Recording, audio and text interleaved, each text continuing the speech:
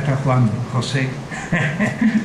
Estaba buscándote, pero no te vi en la primera página. Hermano mayor del editor de este libro, que supone sacar de unas charlas, corregir muchísimo, porque parece que yo hablo bien, pero cuando se escribe lo que yo digo, es una incorrección, es increíble, que realmente hay que escribir el texto de nuevo.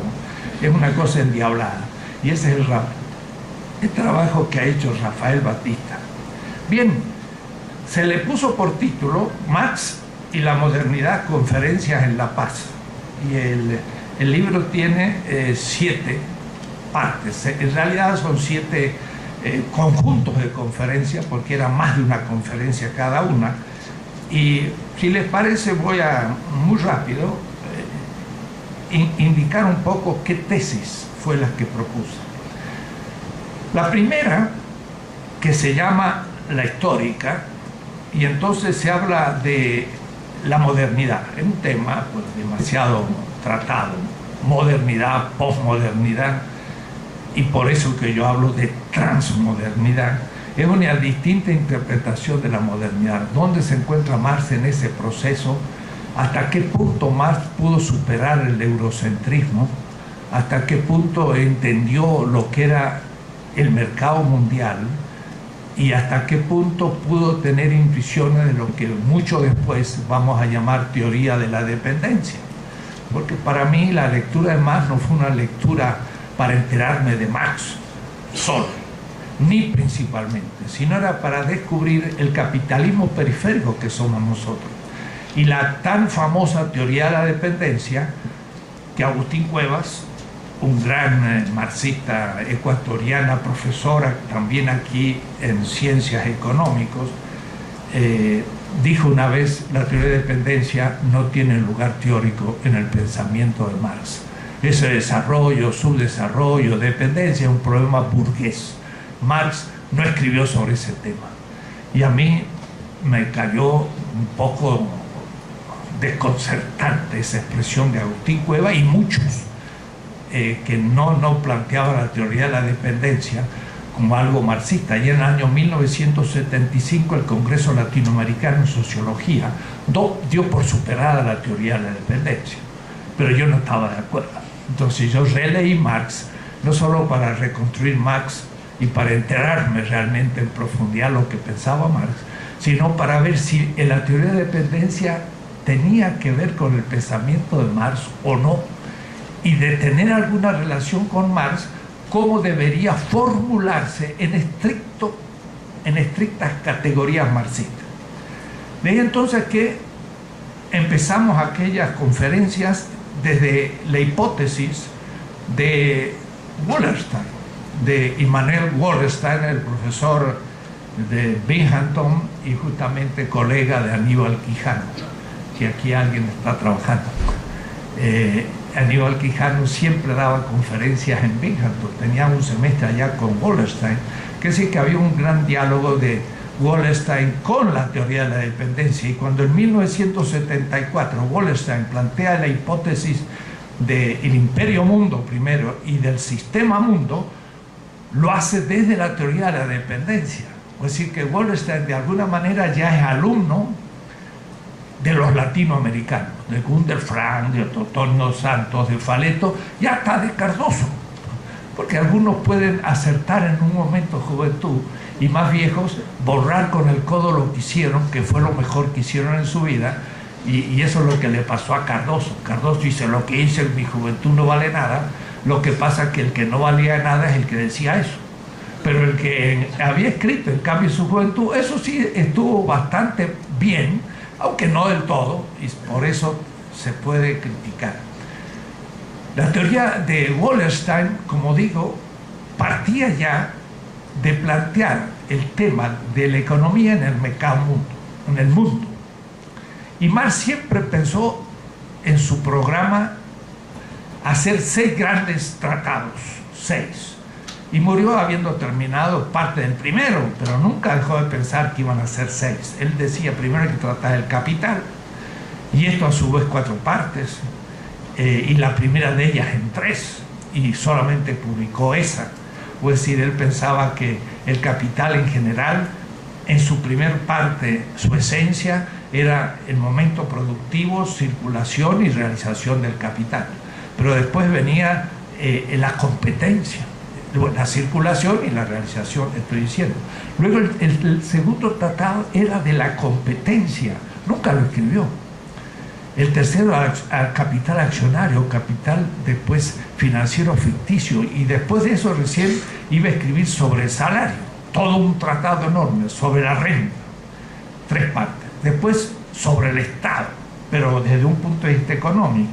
La relación entre los estados, y la 6ª parte iba a ser el mercado mundial.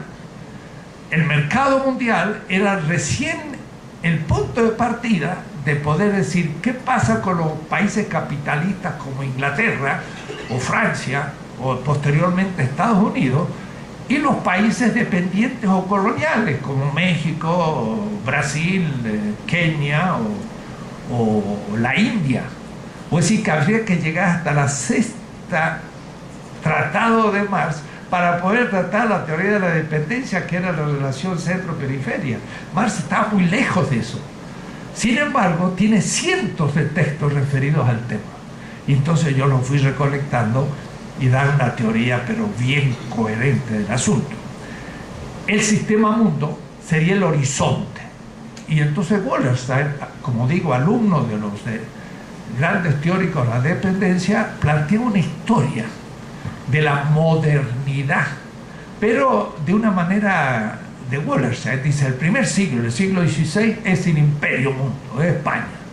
Y España se abre al mundo, y es el primer tomo publicado en el siglo XXI sobre el sistema mundo, que recomiendo a todos, sean historiadores, economistas, sociólogos, filósofos, literatos, lo que sean, porque plantea una historia del mundo de una manera mucho más rica que Brodel, que en cierta manera había tratado el Mediterráneo, pero no había trabajado el Atlántico. Fue Pierre Chonu, el gran alumno de Brodel, que de paso estuvo en la tribunal de mi tesis de historia en la Sorbona. Chonu estuvo ahí y me dice, usted ha hecho la primera matematización de una institución en América Latina. Mi tesis fueron 8 tomos y Pierre Chonu estuvo ahí. Él escribió 7 tomos sobre Sevilla y el Atlántico, no sobre el Mediterráneo como Brodel. El Mediterráneo era un mundo premoderno, mientras que el Atlántico es la modernidad.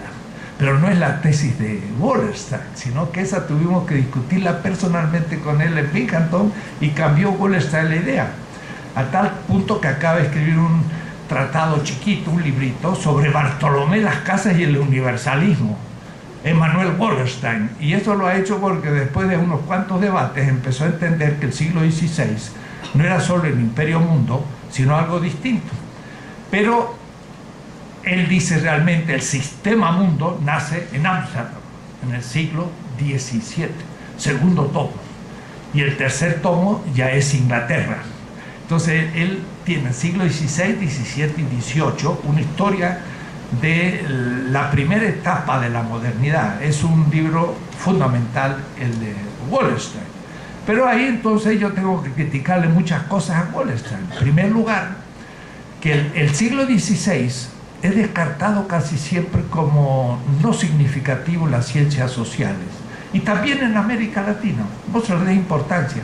El siglo XVI se estudia en la historia de España o en la historia de América Latina, pero en la historia moderna, Renacimiento, Reforma, Ilustración, del Renacimiento se va a Francia y de ahí a Inglaterra, y España no cuenta. España era franquista desde el siglo XVI, lo cual es una estupidez, pero es tan fuerte la tradición de la leyenda negra, que tiene su fundamento, que borró del mapa a España. Pero al borrar el mapa, perdónenme si hago un español, no me importa mucho que borren España, pero lo que pasa es que nos borran nosotros el paso, porque al borrar España desaparece América Latina de la historia. Y estando yo en París hace 1962, hasta el papá de ustedes todavía era joven. Me acuerdo haber leído el libro de Leopoldo Sea que dice: estamos fuera de la historia, como latinoamericanos, porque España fue borrada por la Ilustración en el siglo XVIII. En el siglo XVIII la Ilustración dijo: el norte de Europa es Europa, el sur era, pero no es. Grecia, miren lo importante que era Grecia, pues ni sale ahora con sus crisis financieras. El pobre Grecia, pobre. Italia, tampoco. Fue Roma, pero no era importante. España fue con Carlos V, pero ya en el siglo XVIII no hizo la revolución industrial, no hizo la revolución francesa, se quedó atrás, se quedó en la Edad Media. Falso. Sergio Bagú, profesor también aquí, exilado, muestra que la Edad Media terminó en 1492 y todo lo que aconteció en América Latina fue moderno y fue capitalista, no fue feudal. Las haciendas, las mitas, los indios que eran encomendados no eran instituciones medievales, nunca habían existido en la Edad Media. Además existía una moneda mundial. Y si era mundial la moneda, ¿cómo va a haber feudos? ¿Y dónde salía la moneda mundial? De Zacatecas y de Potosí. Nosotros fuimos los que producimos la moneda mundial. Nunca fue esto Edad Media. El marxismo tradicional, no el de Marx, pero también, ya lo veremos, empezó el feudalismo en la época colonial. Esto no tenía nada que ver con el feudalismo, era la etapa mercantil, la primera etapa de la modernidad, pero no todavía industrial. Entonces habría que preguntar a Marx qué significaba eso. Entonces, el tema era que la Ilustración dejó fuera de la historia a la Europa del Sur. Y en eso, cuando digo la Ilustración, piensen ustedes, es Kant, es Voltaire, es Montesquieu, es Rousseau, pero también es Marx. Y entonces para Marx también el norte de Europa era Europa y el sur había sido. Y con la desaparición de España, de la modernidad, como dejando Depot, al cual la Clavijero le hace toda una historia de México contra Depot, que era un francés. Depot decía: los Pirineos comienza el África, con lo cual insulta al África y además a nosotros. Porque decir en los Pirineos empieza el África, decir los africanos son como animales, insulte el África. Y segundo, España es como animal, es África, y nosotros los hijos del África, la América Latina. Decir que en los Pirineos empieza el África es racista y es eurocéntrico, pero de la Europa del Norte. Y entonces, si nosotros no destruimos esa visión de las cosas, desaparecemos de la historia, como hemos desaparecido. Entonces, Marx tenía inevitablemente una visión de la modernidad que comienza con la revolución industrial realmente y en el norte de Europa. Y es también la de Wallerstein, porque Wallerstein dice que en la Ilustración comienza la modernidad. Y entonces una discusión que tuvimos en Binghamton, y estaba Aníbal Quijano, y estaba también Grossfogel y Walter Mignol, y todo, le dije yo a Wallerstein: no, la modernidad no empieza en la Ilustración, empieza en la invasión de América en 1492. La modernidad empieza en la apertura al Atlántico, no el descubrimiento, porque no lo descubrieron, esto estaba descubierto. Ni siquiera con la invasión de América empieza la modernidad, empieza con el descubrimiento del Atlántico y la Europa enclaustrada en el mundo otomano por España, el país más avanzado del siglo XVI, de Europa entera, filosófica, literaria, económica y todo. Estamos en el siglo XVI, no estamos en el siglo XX. Esa Europa sale hacia el Atlántico, por Portugal llega al África y al Asia, y por España a América Latina, y de pronto se abre el globo, ya no tres partes, Europa, África, Europa, sino también América. Entonces a esa primera etapa le llamo la primera modernidad, siglo XVI, y ahí entonces ya empieza toda una descripción como modernidad en la que uno podría empezar anticipadamente a utilizar las categorías de Marx, porque Marx dice en el manifiesto ya que el descubrimiento de América es el comienzo del capitalismo. Entonces esta intuición que después no es muy presente en sus descripciones históricas, porque él va a trabajar el capital industrial, queda ahí planteado. Y efectivamente, Sergio Bagú, siguiendo a Marx, y yo mismo citando a Marx, podemos descubrir que entonces la primera modernidad es un capitalismo mercantil dinerario. Es un tiempo de acumulación de riqueza, pero esa riqueza ya es capitalista, no es feudal. Esa acumulación de dinero, pero es un dinero no como dinero, sino que comienza a ser capital.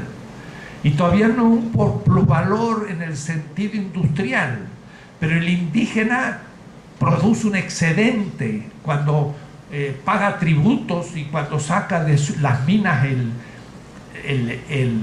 la plata, sobre todo 20.000 toneladas de plata van a Europa en el siglo XVI, una acumulación gigantesca de dinero, pero dinero ya que empieza a ser capital porque hay trabajo que ha sido subsumido. Y la misma esclavitud, que por supuesto no recibe salario, no hay trabajo asalariado, sin embargo se compra al sujeto mismo del trabajo y hay excedente. Y ese excedente en Europa se transforma en plusvalor porque ahí sí ya hay trabajo asalariado. Entonces se ha estudiado ya con bastante detenimiento cómo el indígena y el esclavo africano produjo excedentes que se convierten en plusvalor en Europa y se acumulan como capital. Quiere decir que el siglo XVI es ya una primera etapa del capitalismo más. Es la etapa de gran acumulación dinerario de una institución nueva nunca pensada, que es el colonialismo, al cual Adam Smith, en El origen de la riqueza de las naciones, le dedica muy poco lugar. Y Marx también le dedica muy poco lugar en cuanto a capítulo. Hay apenas las colonias en cuanto a medidas supletorias para que no baje tanto la tasa de ganancia. Entonces, gracias a las colonias, la tasa de ganancia no baja tanto como pudiera ser. En el tercer tomo del Capital hay un pequeño capítulo sobre el asunto de las colonias, pero para Marx tampoco fue muy fundamental, mientras que para mí era esencial el tema. Entonces yo iba a tener que releer a Marx para poder, desde sus indicaciones abstractas sobre la esencia del capital, empezar a aplicarlas en el plano mundial y poder entonces ver qué dijo implícitamente o explícitamente, pero no con intención de hacer una teoría sobre el problema de la dependencia. Entonces empiezo por hablar de la primera modernidad, siglo XVI, española. La segunda modernidad es justamente Holanda. Holanda había sido una provincia española. Ámsterdam tuvo por alcalde a Luis Vives, que era un marrano, es decir, un judío, familia convertida. En Ámsterdam, Spinoza, como su nombre lo indica, gran filósofo de Ámsterdam, judío, era sefardita, es decir, español de origen. Y Descartes, que estuvo en Ámsterdam y escribió el discurso del método, estudió con los jesuitas que son españoles. Entonces, Ámsterdam realmente, y los Países Bajos así llamados, es el comienzo realmente del capitalismo ahora mercantil expansivo, sin apoyo del Estado, sino que surgieron la gran compañía de las Indias occidentales y orientales, que ocuparon parte de lo que habían sido colonias portuguesas. Los holandeses ocuparon Brasil, Angola, Mozambique, Ceilán, hasta Japón, y crearon unas colonias que se llamaban Nueva Holanda y fundaron una ciudad que se llamaba Nueva Ámsterdam, donde los judíos españoles llegaron a esa ciudad de Nueva Ámsterdam antes que los anglos, porque después esas provincias holandesas se van a transformar en Nueva Inglaterra cuando Inglaterra vence a Holanda, y de ahí se va a fundar New York, no ya Nueva Ámsterdam, sino New York. Y los judíos entonces españoles que estaban en Nueva Ámsterdam van a ser más ricos que los anglos, y son hoy los que están en el centro de Wall Street. O decir, miren qué extraña cuestión. Segunda modernidad. Entonces, la tercera modernidad recién, o la madura, es la revolución industrial, Y ahí entonces donde recién Marx aparece. Marx es el gran crítico, el primer gran crítico del capitalismo. Pero no pudo haber mucho antes otro, y fue él por su situación geográfico-temporal. Era un alemán. Entonces él dice, si Alemania hizo una revolución, fue solo filosófica, porque nunca ha hecho una revolución política, y nunca la ha hecho hasta hoy. Alemania es un país sin revolución. Francia la ha hecho, España la ha hecho, Inglaterra la ha hecho, pero Alemania no la ha hecho nunca. Filosófica, pero filosófica la había hecho muy bien. Entonces Marx era un filósofo español, doctor en Jena. Y luego por el exilio lo echaron de Alemania por sus artículos, se fue a Francia, lo echaron de Francia, se fue a Bélgica, lo echaron de Bélgica, y entonces no encontró lugar más seguro que estar en el corazón del imperio. Es decir, estaba junto a la CIA, y entonces ahí ya no le decían nada. Era como el hombre que fue jueves de Chesterton. Es decir, en Londres sí pudo empezar a estudiar en serio. Y en el Museo Británico tenía la mejor biblioteca del mundo en economía, estaba en el centro del imperio, que era Inglaterra, y ya exilado, pero lo dejaron tranquilo desde que llegó en el 48, porque el manifiesto lo escribió fuera, pero al llegar pues ya había escrito el manifiesto hasta su muerte en el 82. En el fondo va a estar siempre en Londres trabajando duramente. Y entonces es ahí donde recién podemos empezar a ver. Todo el joven Marx fue el anterior a Inglaterra. Los manuscritos del 44, Misterio de la Filosofía, la ideología alemana, etc. Cuando empieza el Marx definitivo, y eso fue parte de nuestro seminario, es en el año 57. Y da la casualidad que en el 57 empiezan los Grundrisse. Y cuando uno llega al Museo Británico, un lugar muy moderno, redondo, con cúpula, que entra por arriba la luz, y los escritorios son circulares, hasta hay uno que se dice, parece que aquí leía Marx. Entonces me senté ahí, en el lugarcito, y luego me puse a leer los Grundrisse, y el primero fue un trabajo sobre Éléments de Philosophie Économique, y entonces fui al archivo y busqué el libro, y era un solo ejemplar. Entonces lo pedí, me senté ahí, dije, este libro lo tuvo Marx, y lo empecé a leer. Los Grundrisse. O sea que uno puede leer los mismos libros que leyó Marx en el Museo Británico, y entonces ahí empieza su deconstrucción.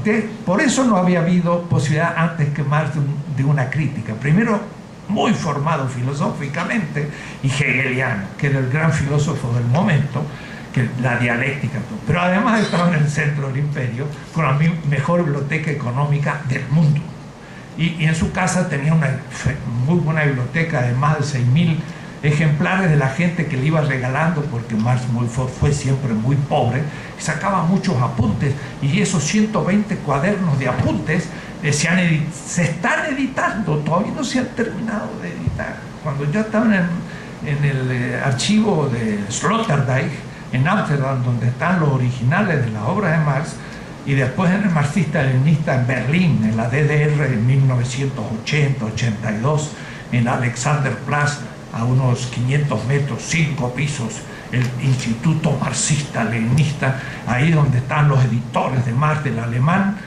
de los inéditos a los éditos. Entonces yo discutía con Jung Nickel, que leía los textos inéditos y los publicaba en alemán. Y yo le digo, ¿has visto la diferencia entre fuerza de trabajo y trabajo vivo? Sí, pero ¿has visto cómo el trabajo vivo crea plusvalor? Ah, no lo habíamos visto. Y discutiendo así con un editor de Marx, pero de estos que leen los manuscritos y lo editan en alemán. Puedo decir que la gente que más sabe de Marx en el mundo, tanto hablábamos entre un café y otro, que me dije, vente, vamos a charlar un poco más. Y en el quinto piso del marxista-leninista, en 1985, nos reunimos con el vicepresidente del marxista-leninista de la época dura, de la época ortodoxa, de la Alemania comunista, los editores, 7, con la obra de Marx en alemán, y empezamos una discusión, y los convencí de 2 o 3 cosas que nunca habían pensado. Entonces yo me dije, hacha, parece que en el seminario de la UNAM hemos llegado al fondo, sabemos más que los que editan Marx. Más que los que editan Marx. Esta es mi convicción subjetiva. Por eso que mis trabajos después están publicándose en italiano, en inglés, en francés, porque no hay trabajos con esa minucia. Entonces, era este mi entusiasmo cuando empecé a hablar sobre la economía. Pero para introducirla comprensiblemente y no hacerme infinito, porque no les voy a hablar yo de los 10 años que descubrimos todas estas categorías, serían muchos semestres, aquí tengo una horita nomás. Entonces, el punto de partida, los economistas lo saben muy bien, pero los que no son economistas quizás no lo sepan, y aún los economistas no está mal recordarlo. Marx influenció la ciencia económica europea, de tal manera que 4 años después de publicado el tomo El Capital, en 1871, Jevons, al escribir una teoría de la economía política, modifica ya el argumento de la economía capitalista, porque Marx le ha cerrado un camino y deben tomar otro camino definitivamente hasta hoy. Entonces hay que ver que la economía que va a ir surgiendo después de Marx va a estar influenciada por Marx, va a tener un gran impacto secreto en la economía política, y esta ya va a empezar a tener argumentos antimarxistas teóricos, desde Jevons hasta von Hayek y hasta el señor Carstens, presidente del Banco de México, que está en la ortodoxia monetarista superficial, ¿no? Una vez que Marx mostró lo que voy a mostrar después, no le quedó a la economía política burguesa sino tomar otro atajo, que es tomar el mercado como punto de partida y desde ahí ir deduciendo todas las categorías de la economía política. Es decir, tomó el mercado como punto de partida.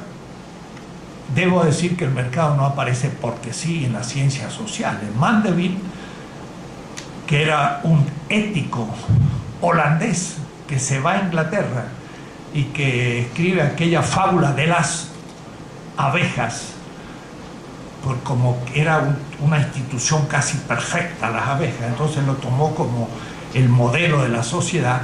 Dice, estamos en una época distinta a la clásica medieval o antigua, donde la ética se fundaba sobre virtudes, mientras que ahora estamos en un momento distinto. Por ejemplo, en el mercado, lo que debe tener un sujeto para poder ser sujeto de crédito, y es fundamental, porque la industria misma exige créditos para comenzar la producción o necesita créditos para poder aumentar la producción. Entonces, ser objeto de crédito es fundamental.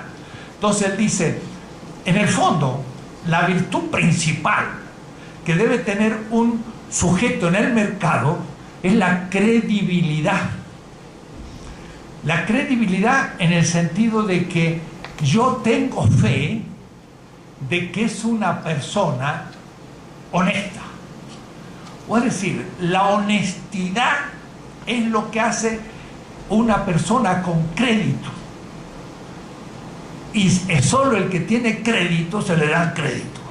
Estoy jugándose la palabra, porque uno puede decir, este no gana crédito, porque no. Entonces la honestidad es lo que interesa tener en el mercado. ¿Cómo es? Bueno, en el mercado yo he de tener credibilidad para que me den un crédito, pero esto no es una virtud en el sentido tradicional, sino que es una virtud solamente en función del mercado y el crédito. Él dice, puede que la persona no sea buena, pero si guarda todos los requisitos de la honestidad objetiva en el mercado, va a ser objeto de crédito. Si se le prueba que no ha robado, que cumple su palabra, que paga sus anteriores créditos, se le da más crédito. Pero él dice, puede ser egoísta, más puede querer ser rico, y por lo tanto puedes tener el vicio del egoísmo y la virtud de la honestidad en el mercado. Y entonces crea una especie de cinismo que los éticos tradicionales dicen, pero usted se está contradiciendo. Está queriendo decir que hay virtudes públicas como la honestidad con vicios privados. Y él dice, pues esto es lo que acontece. Entonces la ética se viene abajo, porque usted puede ser un egoísta y aparecer como una persona honesta. Adam Smith, que era un profesor de ética, no de economía, nunca fue de economía, inventó la economía sin ser economista, porque el origen de la riqueza de las naciones es uno de sus tratados éticos. Entonces, y el tratado de los sentimientos morales muestra a qué punto fue un ético de alto nivel. Él dice, lo que pasa es que efectivamente alguien puede buscar sus fines y transformarse en virtud pública. Puede decir, si un panadero quiere ser rico, hará buen pan, pero haciendo buen pan, la gente tiene buen pan, y por tanto dice, es un buen panadero, pero él quiere hacerse rico. Entonces el selfish, el amor a sí mismo, puede ser considerado en el mercado como una virtud pública. Entonces el mercado fue usado para superar una contradicción ética. Pero Adam Smith además dice, el mercado entonces ahora va a ser una institución que me permite solucionar problemas teóricos de ética. Pero además piensa en un Dios romano, estoico, un Dios que ordena las cosas humanas aunque éstas no lo conozcan. Entonces Adam Smith dice, lo que acontece además es que hay una mano de Dios, un dedo de Dios, que organiza el mercado.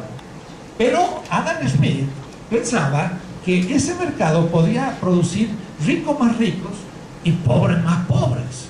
De tal manera que Adam Smith no pensaba para nada que había un equilibrio en el mercado.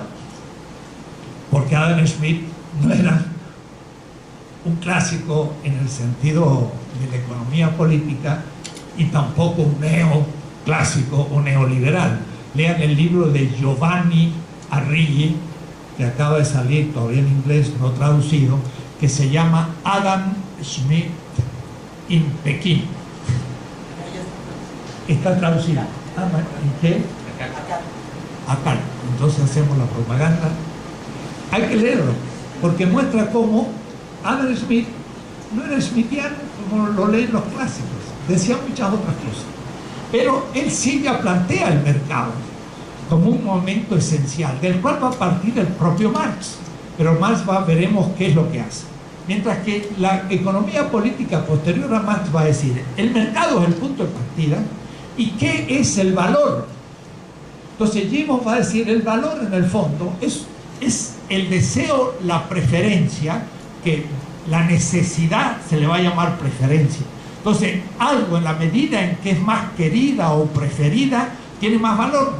Si nadie lo quiere comprar, se desvaloriza y por último se pierde o aniquila, porque lo que constituye el valor de la mercancía en el mercado es la subjetividad del comprador, y entonces el sujeto es el comprador y la mercancía tiene valor en tanto que es querida, pero más preferida.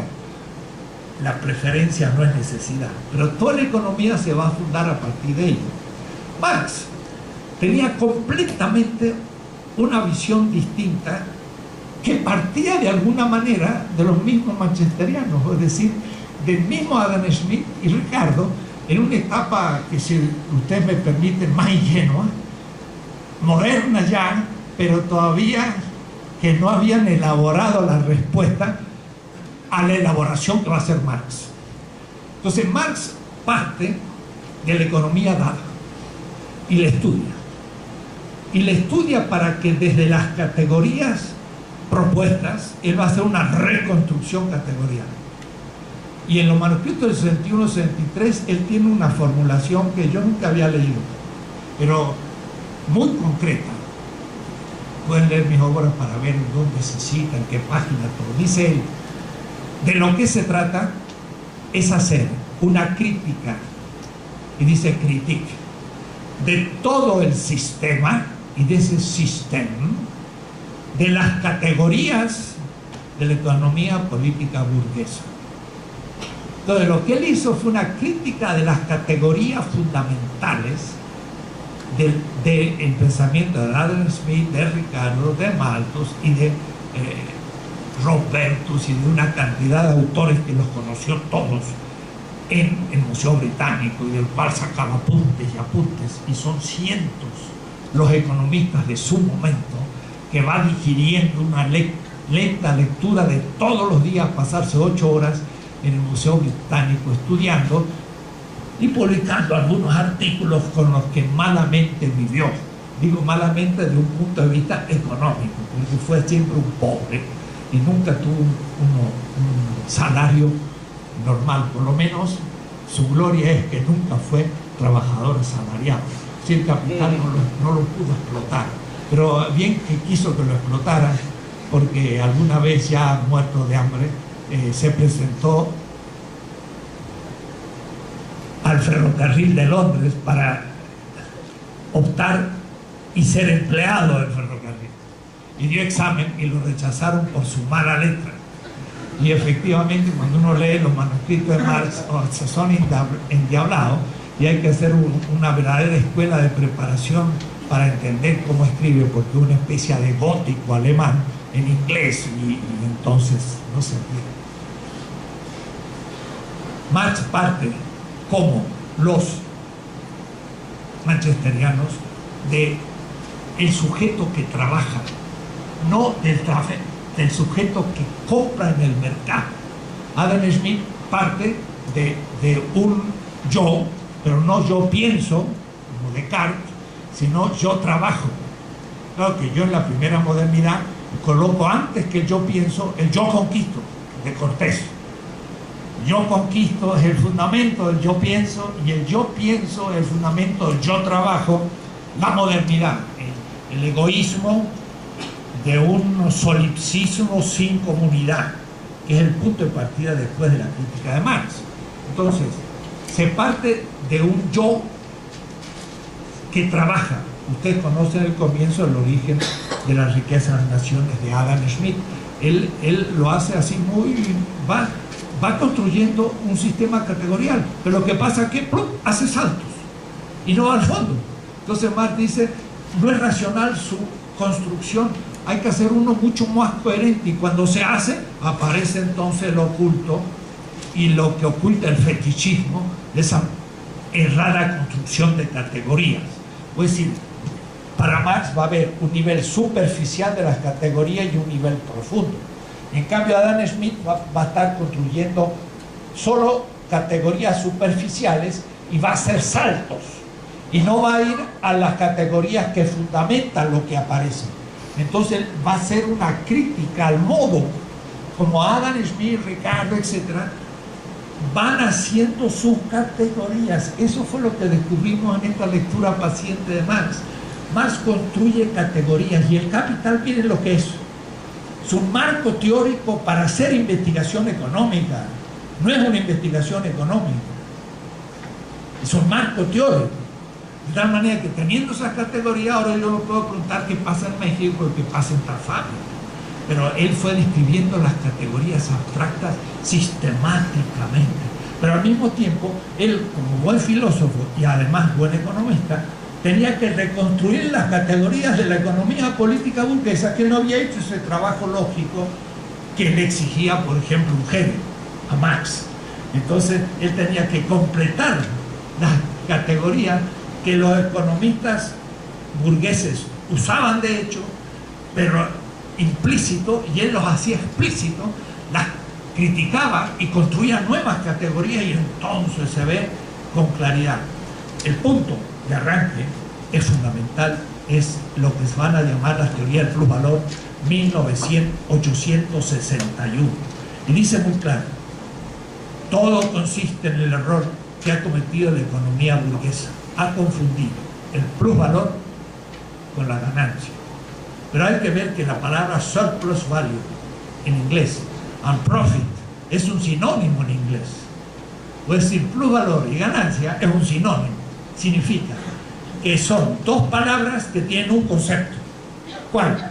La ganancia que yo tengo cuando vendo una mercancía en el mercado.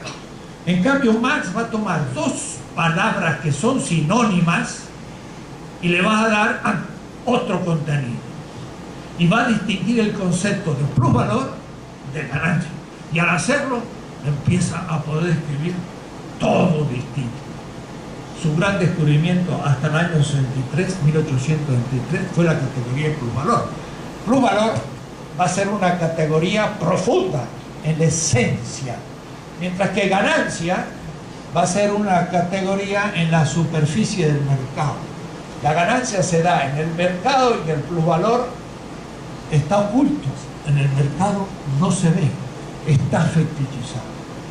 Pero volviendo,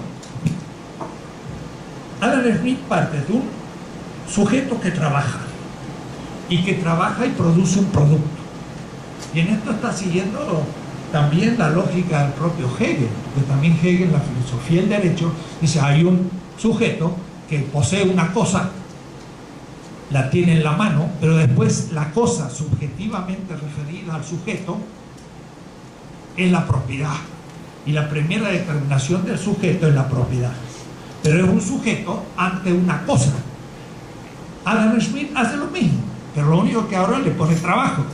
Dice: un trabajador produce algo, una cosa, y otro productor produce otra cosa.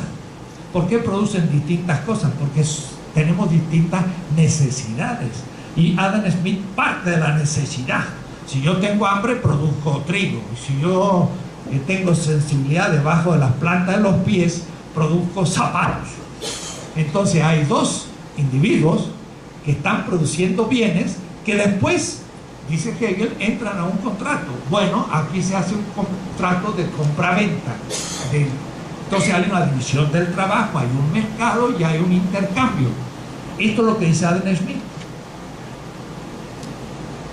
Donde ya empieza a haber el gran problema. El gran problema es que Adam Smith, como los modernos, como Hobbes, como Hume, como Kant, parte de un individuo.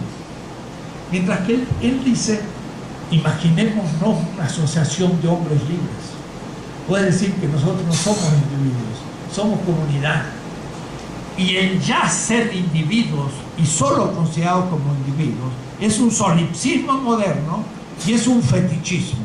O es decir, ya estoy desgajando al individuo de su comunidad, rompiendo la relación del individuo con la comunidad y fetichizando al individuo como individuo. Entonces él ya va a empezar una crítica de las categorías fundamentales de que va el sujeto como productor hacia el mercado, el sujeto como productor cuyo producto es puesto en el mercado como mercancía. Y voy a dejar la M, pero ahora significa mercancía. La mercancía viene de la producción. Ahora Marx va a empezar a mostrar qué es el ser humano como necesidad. La gran ruptura antropológica de Marx se muestra, no es que se produzca ahí, se produjo antes ya, pero se muestra en los manuscritos del 44. Porque él dice: el ser humano no es un ser cognoscente solo, es ante todo un ser necesitante. Y entonces explica al sujeto desde sus necesidades. ¿Por qué? Porque es un sujeto vivo.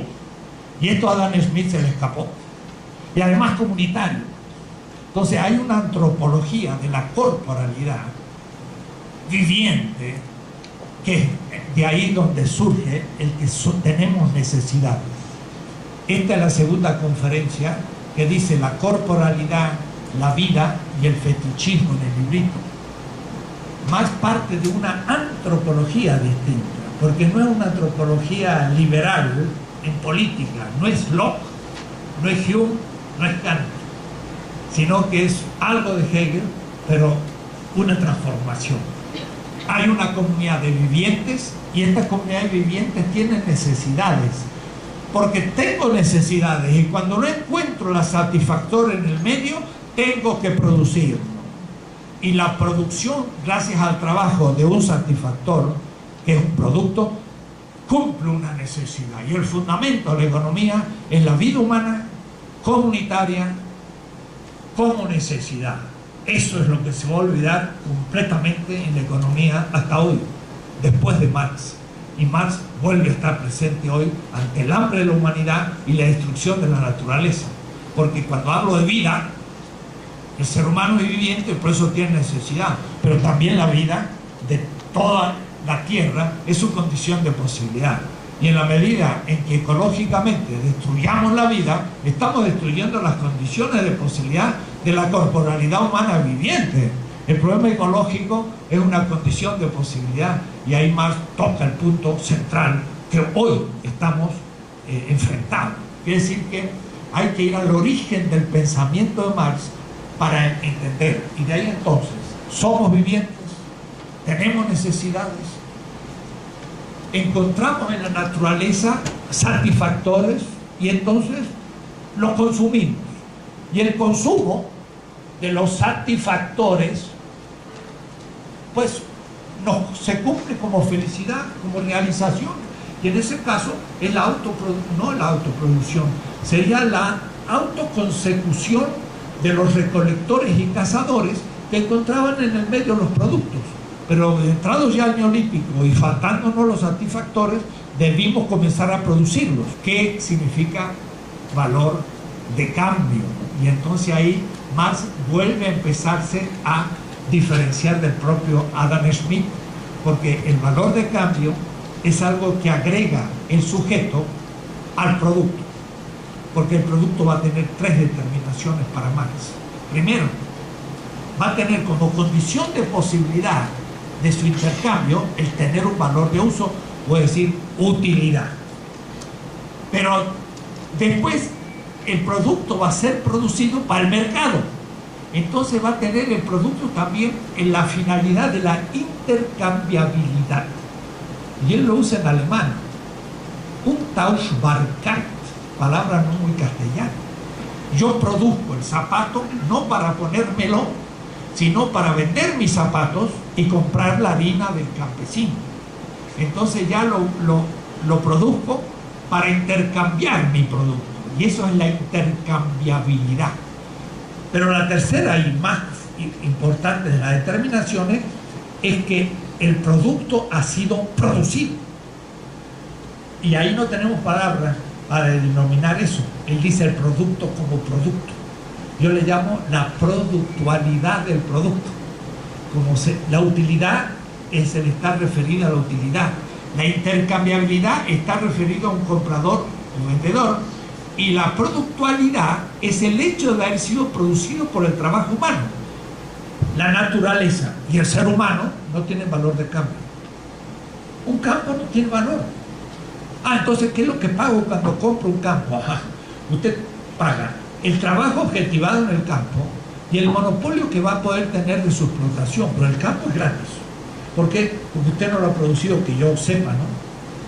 La tierra no la hemos producido, ni la naturaleza, sino que estaba dada. Y también el ser humano. Por eso que el ser humano y la naturaleza no tienen valor. Y la vida tampoco. Muchos autores dicen el valor de la vida. No, señores, la vida es el que pone el valor a todos los valores. Pero ella no tiene valor porque es la creadora del valor. Marx lo dice muy claro. El trabajo vivo no tiene valor. ¿El salario lo paga el trabajo? No, paga la fuerza del trabajo, que no es lo mismo que el trabajo vivo, que no se puede pagar porque es el productor, o mejor, el creador del valor. Entonces, no se imaginen ustedes cuántas precisiones se pudieron dar. Yo no tengo tanto tiempo, 10 minutos más. Digo yo porque nos quedamos acá todo el día, pero estoy en la segunda conferencia, pero esto es una incitación a que la sigan leyendo.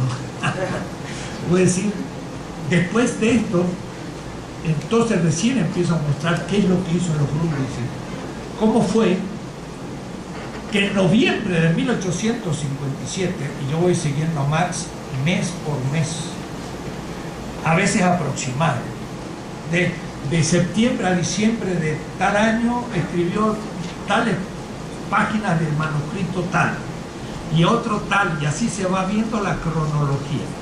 Marx descubre de pronto que el producto tiene más valor al momento de venderse que los costos que el capitalista invirtió al origen del proceso de producción.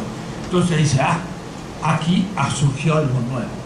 Entonces, eso nuevo que surge, él le va a llamar plusvalor, pero es interesante cómo lo descubre. Y entonces ahí sí que tengo que referirme a los Grundrisse. Él dice, abstractamente, el momento primero de confrontación entre el trabajo y el dinero, hay un sujeto de trabajo y un sujeto de dinero que se enfrentan. Cuidado, dinero y todavía no capital, porque estamos en un nivel abstracto de categorías. Sería en el momento una acumulación originaria donde el dinero es todavía dinero y no es capital, y el trabajo todavía no es trabajo asalariado. Es un límite lógico, categorial y no histórico. Capital no es histórico.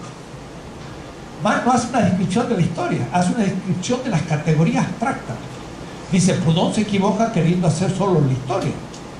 Entonces, la confrontación de alguien que, como vino de Oaxaca, llegó al Distrito Federal, dejó su campito y ya no tiene autoproducción y no tiene nada, ni casa, ni nada, lo único que tiene puesto es su propio cuerpo. Y el otro tiene dinero que ha acumulado, pero por motivos anteriores al capitalismo. Por ejemplo, pudo haber sido, pero tampoco, una mina que descubrió. Pero lo que pasa es que aún obtener la plata de la mina ya es un trabajo. Y si lo hizo el patrón mismo o el que lo descubrió, podríamos decir que hubiera hipotéticamente un dinero como dinero. Entonces ahí hay el intercambio primero. Y ese para mí es el momento más genial del descubrimiento de Marx. Porque entonces el sujeto de trabajo dice negativamente no tiene nada, está desnudo. No puede vender ni su campo, ni su casa, ni su ropa, está desnudo. ¿Qué es? Es un pauper. Es un pobre. Y entonces miren, teóricamente eso es fundamental para la política. Porque antes de ser clase pobre, porque ser pobre es la condición absoluta para poder ser clase. Van a ver, y los pone en latín, pauper ante festum, pobre ante la fiesta. ¿De quién? Del capital, que se lo va a comer como un plato de un festín. Porque está el pauper ante festum, antes de la fiesta, y el pobre después de la fiesta, como el que escupe el hueso después de comer la fruta y es un desempleado. Ese es el pauper post festum. Entonces, de pronto el pobre deviene una categoría marxista. Si alguien dice primero los pobres, es marxista. Y si alguien dijera primero la lucha de clases, no lo es tanto. ¿Quién hubiese dicho? Porque cuando este vende negativamente dice un pobre, no tiene nada que vender. ¿Qué va a vender? Su cuerpo. Va a vender su cuerpo durante 12 horas y le van a pagar dinero. Yo digo, es como la prostitución o los travestis o lo que sea. O es decir, vendo mi cuerpo por dinero para cumplir el deseo del otro, no erótico, sino de la usura, pero es un deseo. Y el otro usa mi cuerpo. Entonces yo soy subsumido en una totalidad. Y el otro me paga con su dinero mi trabajo y ahora aparece el salario. Pero él mismo dice, pero ese que es pobre es la fuente creadora de la nada del todo el capital. Y usa la palabra fuente creadora de la nada del capital. Esa formulación la discutí en el marxista-leninista con los editores de Marx y me dijeron, nunca lo habíamos observado. Es un pequeño descubrimiento en la UNAM. En el tiempo de trabajo necesario, el trabajador reproduce el valor del salario. Pero en el plus tiempo, del plus trabajo, como no le han pagado nada para eso, crea de la nada del capital el plus valor. Y cuando Marx habla del plus valor, habla de creación, no producción. Es una palabra que para un filósofo como yo dice muchísimas cosas, porque lo emparenta a una filosofía semita del cual Marx era miembro. Creación de la nada. ¿Quién hubiera dicho que Marx usa esta categoría? Nunca la pensó el marxismo tradicional, nunca. ¿Por qué? Porque no leyeron Marx con microscopio. Marx dice en la quinta redacción del Capital, capítulo 2, el capitalista encuentra en el mercado una mercancía muy especial, que es fuente creadora de valor. Schäferische Quelles des Wertes. Fuente creadora de valor. No dice fundamento de la producción, sino fuente. Bueno, esto yo lo desarrollo capítulos enteros. Mi colega, como yo siempre digo, Jorge Veraza, me critica por la categoría de exterioridad. Lo que pasa es que Jorge Veraza es un economista, pero no es filósofo, y Marx también era filósofo. Y Marx conocía muy bien Hegel. Y para Hegel el fundamento de la totalidad es el ser. Pero para Schelling, más allá del fundamento está la fuente, y la fuente es la que crea el ser. Entonces hay toda una disputa filosófica que hay que ser filósofo para entenderla, porque Marx era filósofo, ¿no? Y yo creo que lo entiendo, pero no muchos que leen a Marx desde la sociología y la economía solo. Marx era mucho más que eso. Entonces hay cosas preciosas, nuevas, distintas, que significan el concepto de subsunción, que significa nada menos que eso. Lo que está afuera se mete dentro, porque el trabajo vivo antes del capital estaba fuera del capital, porque ni capital había. Y cuando es subsumido, eso viene en alemán de la palabra subsunción, que es latina de origen, pero en alemán se dice Aufhebung. Y la Aufhebung es la categoría más hegeliana posible del mundo. Es meter dentro lo que está afuera. Y entonces, como cuando yo me como un pedazo de pan, entonces el pan es pan y yo, mi cuerpo es algo distinto del pan. Pero cuando me lo como, el pan deviene mi cuerpo. Lo niego como pan y ahora es mi cuerpo. Eso es justamente el concepto de Aufhebung. Niega y construye una novedad. Lo traducen a veces como negación, otras veces transmutación. No, hay que traducirlo por subsunción y entender lo que significa. ¿Qué significa? El trabajo vivo, que no era capital, al ser subsumido en el proceso de trabajo, ahora es una determinación del capital. Y nada menos que es la que produce el plusvalor. Pero lo produce no simplemente reproduciendo su salario, porque el salario es igual al consumo de la fuerza de trabajo. Pero entonces, ¿de dónde sale el plusvalor? Si simplemente reproduce el valor del salario, le pago 5 y produce 5, y la ganancia, no, le pago 5, pero produce 8.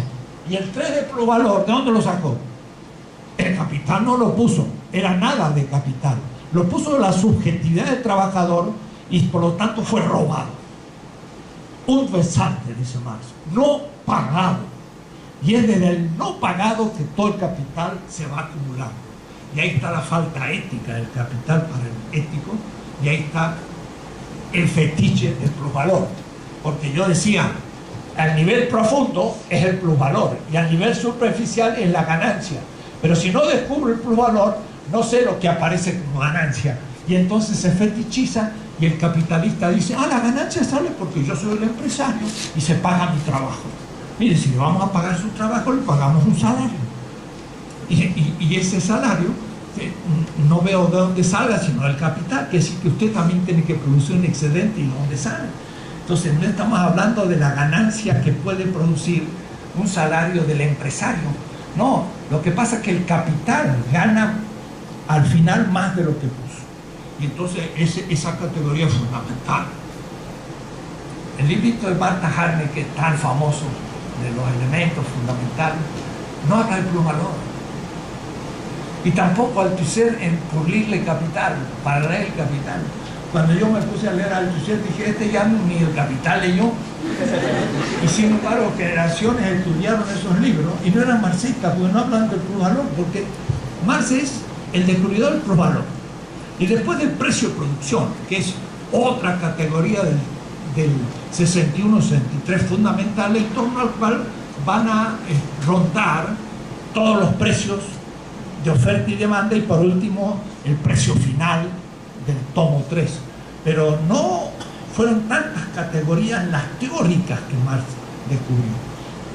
Termino diciendo, hay que saber muy bien lo que Marx hizo para no tener miedo de saber lo que no hizo. Porque algunos creen que hizo todo y también todo lo válido para el siglo XXI. No se puede hacer en el siglo XIX algo válido para el siglo XXI. En el siglo XXI hay que continuar el mismo discurso, como Marx no pudo hacerlo porque vivió en el siglo XIX. No es un libro sagrado como el Corán, que uno puede decir Dios lo revela y yo lo voy a interpretar todos los siglos. Está bien eso para un creyente, pero no para un científico. Marx descubrió hasta 1860, 70 lo que aconteció en Europa capitalista y dio una respuesta. Pero después vino el fenómeno del imperialismo y después de la Segunda Guerra Mundial de la transnacionalización del capital industrial y después de eso las crisis financieras. Entonces necesitamos oponernos, no a Adam Smith, a Ricardo y Malthus. Ahora es desde Jevons hasta von Hayek. Y entonces ellos nos van a decir, sí, el mercado produce un equilibrio, toda la economía, equilibrio.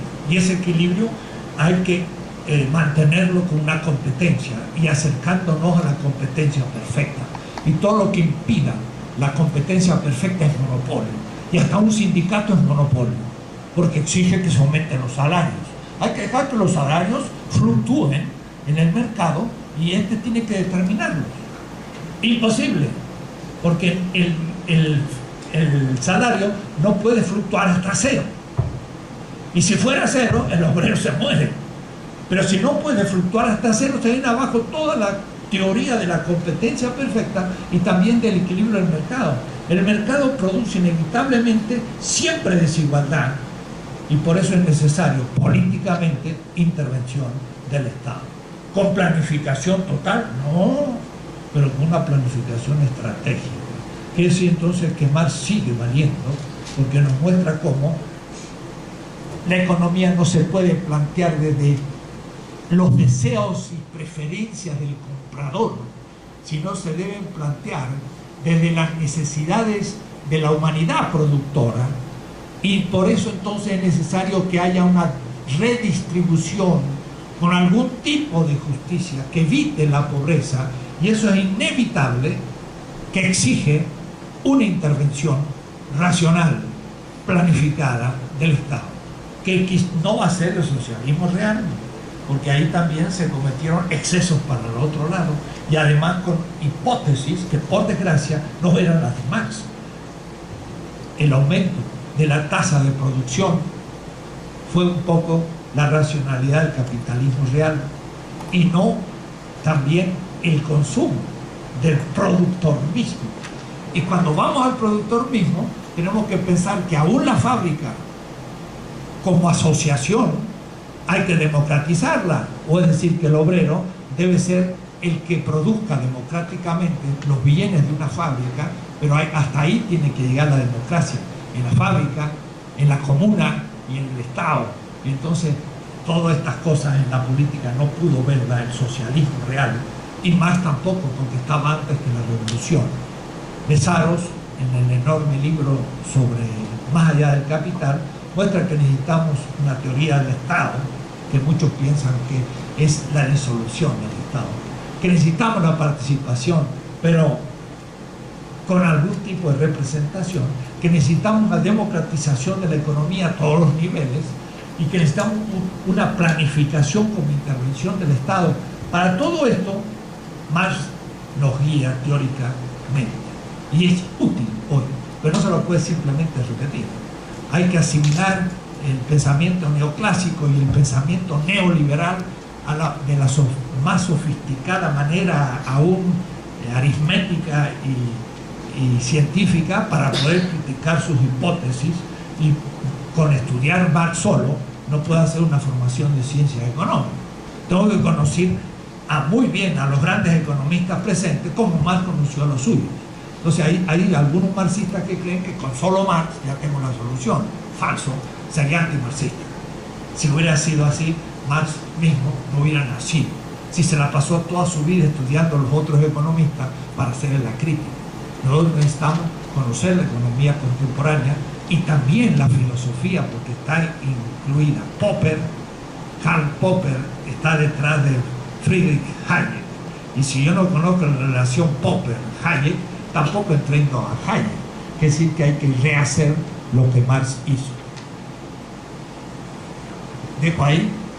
En la segunda conferencia son 7, donde ustedes pueden leer el librito de aquellas conferencias que para mí son inolvidables y que ustedes pueden un poco revivir en la lectura de este librito.